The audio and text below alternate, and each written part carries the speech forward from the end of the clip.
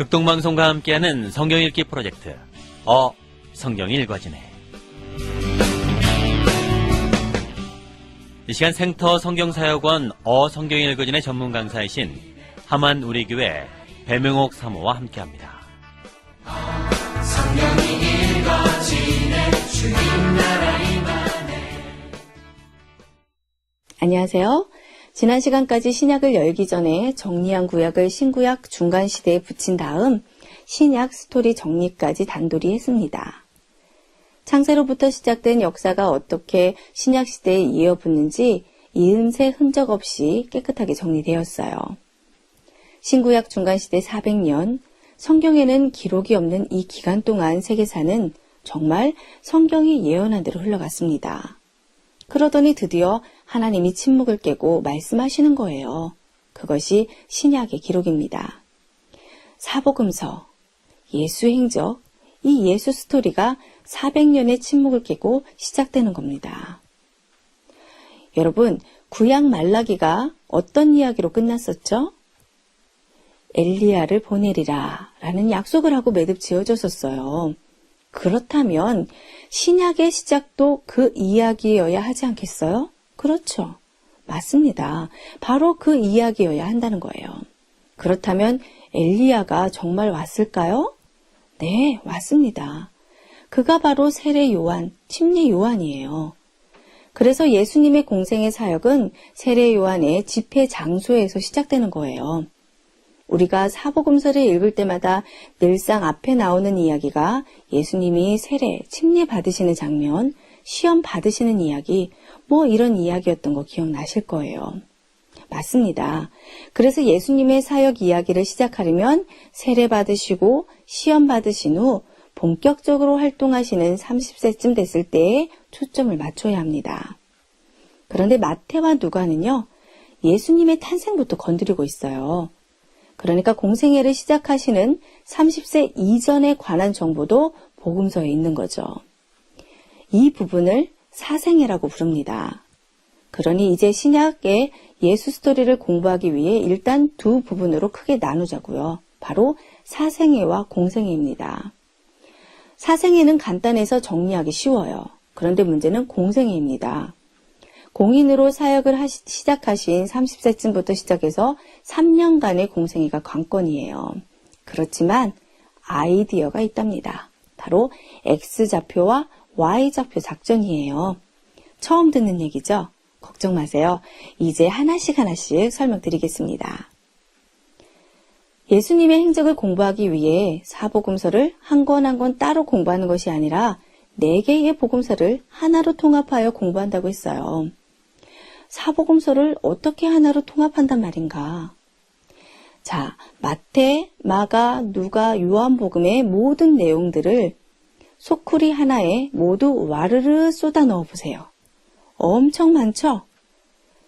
근데 잘 보시면 모든 사건들이 복음서마다 다 있는 것은 아니에요. 예를 들어 오병이어 사건은 4개 복음서에 다 있어요.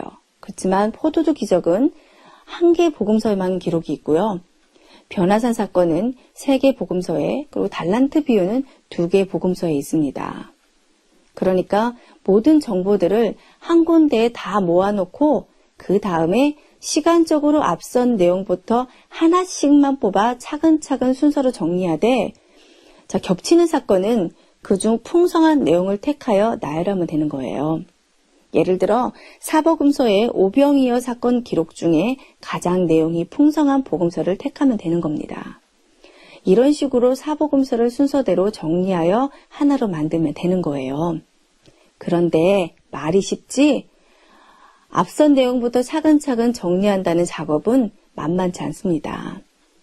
그래서 아이디어가 바로 X좌표, Y좌표라는 거예요. X좌표는 시간 개념이고 Y좌표는 공간 개념인데요. 옷감이 C줄과 날줄이 겹쳐지며 짜지는 것처럼 예수 스토리도 언제 일어난 일이며 그리고 그 장소는 어디인가를 따라 틀을 잡으면 된다는 거예요. 자, 우선 시간 개념을 설명드릴게요. 예수님의 3년의 공생애를 시간적으로 구분할 때 시간 단위가 있어야 합니다. 그런데 여기서 시간이란 몇 시를 언제 몇 시에 이런 것을 말하는 것이 아니라 예수님의 행적을 구분해주는 큰 시간 단위인데요. 흔히 예수님의 공생애를 3년이라고 말합니다.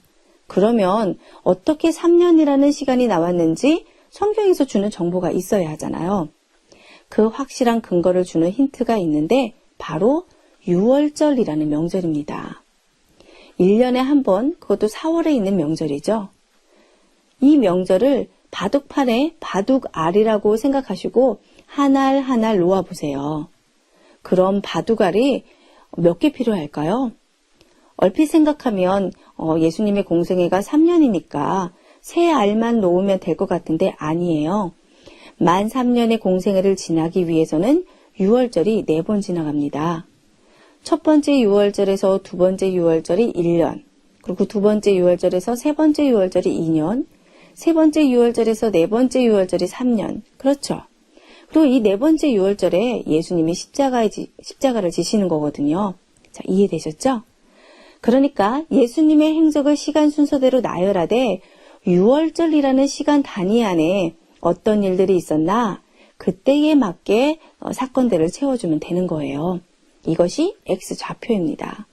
시간을 말해주는 X좌표를 가로로 그어 그 위에다가 첫 번째 유월절, 두 번째 유월절, 세 번째 유월절, 네 번째 유월절이라는 4개의 점을 간격을 두어 찍고 이 유월절들을 기준으로 해서 예수님의 활동이 어떻게 전개되어 나가는지를 보면 되는 거예요. 자, 그런데 시간 개념만 알면 정리가 되나? 아닙니다. 하나 더 같이 정리해야 하는 것이 있는데 바로 공간 개념이에요. 이 사건이 언제 있던 일인가를 보면서 동시에 어디에서 발생했는지도 함께 봐야 합니다.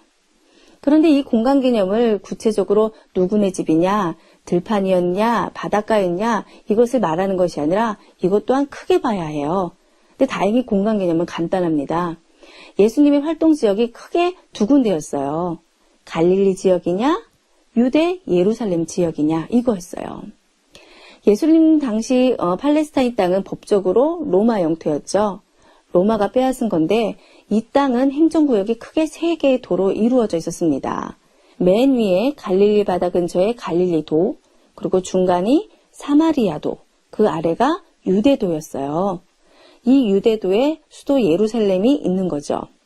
자, 맨 위에 갈릴리도에서 유대도의 예루살렘까지 가려면 사흘 정도 걸렸습니다.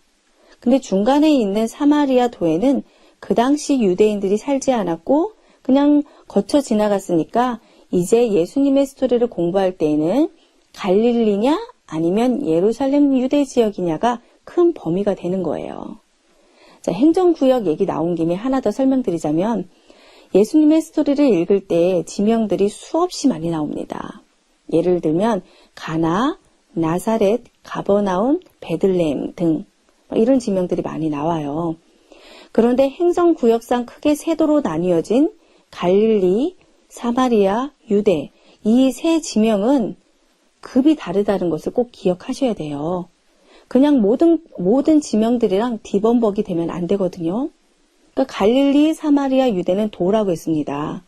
마치 경상도 안에 창원, 김해, 함안, 진주 등이 있듯이 갈릴리 안에 가나, 나사렛, 가버나움이 있는 거예요. 이제는 확실히 구분되시겠죠? 꼭 기억하셔야 합니다. 이제 예수님의 공생의 공간적인 범주를 갈릴리냐, 유대 예루살렘이냐를 절대 잊으면 안 돼요. 지도를 보시고 꼭 확인해 두셔야 합니다. 그런데 갈릴리와 예루살렘을 구분짓는 것은 단순한 공간적 구분만은 아니에요. 갈릴리 나사렛은 예수님이 사신 곳으로 시골이었습니다.